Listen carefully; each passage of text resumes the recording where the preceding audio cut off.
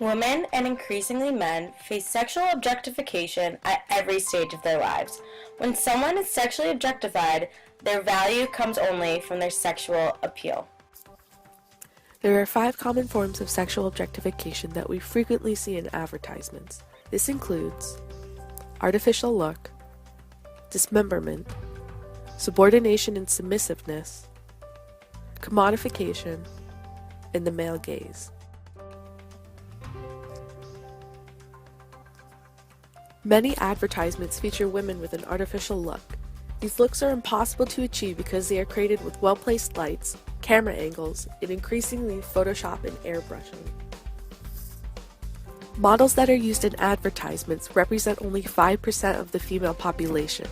The average American woman is 5 feet 4 inches, weighing 140 pounds, while the average model is 5 feet 11 and weighs 110 pounds. Advertisements frequently dismember women and strip them of their humanity.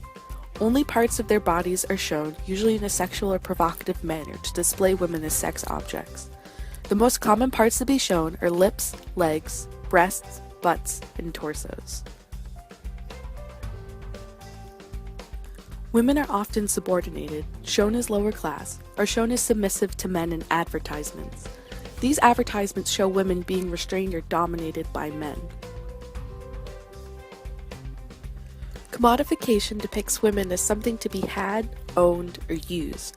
These advertisements show the women as the products and literally turn them into objects by editing. Almost all ads that contain women are subject to the male gaze, the look men give women to inspect their bodies. Women are presented from a masculine point of view, showing them as objects of male pleasure.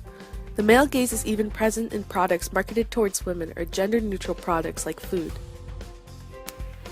Long-term sexual objectification can lead to internalizing this objectification. Self-objectification can lead to body shaming, eating disorders, body surveillance, and depression. Long-term sexual objectification also affects the way people view women. By reducing them to sexual objects, they are denied humanity and internal mental life and are deemed unworthy of moral concern.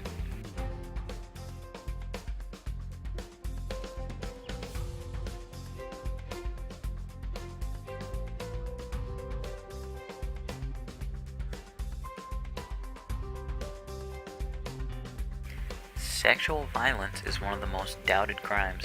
It is often associated with stereotypical beliefs that blame the victim and justify the perpetrator. This in turn minimizes the violent act. The sexual objectification of women has led to rape culture. Rape culture is a term that was coined by feminists in the United States in the 1970s. It was designed to show the ways which society blamed victims of sexual assault and normalized male sexual violence. Rape culture has led to the creation of rape myths. Rape myths are attitudes and beliefs that are generally false but are widely and persistently held and serve to deny and justify male sexual aggression against women. Here are some examples of rape myths. Rape is a crime of pure passion. This isn't true because the majority of rapes are planned. Another one is rapists are most often strangers who jump out of bushes and attack their victims. This also isn't correct because most of the victims actually know their attacker. A third myth is rape is the product of the psyche. This means that people believe rapists have a mental illness and that is why they commit the crime. In actuality, majority of rapists have no such mental illness and are the normal everyday guy we are used to seeing. Victim blaming is associated with rape because many victims are told it was their fault because they drank too much alcohol or they were wearing revealing clothes, so they were basically asked to be assaulted. This point of view needs to stop because it is not the victim's fault.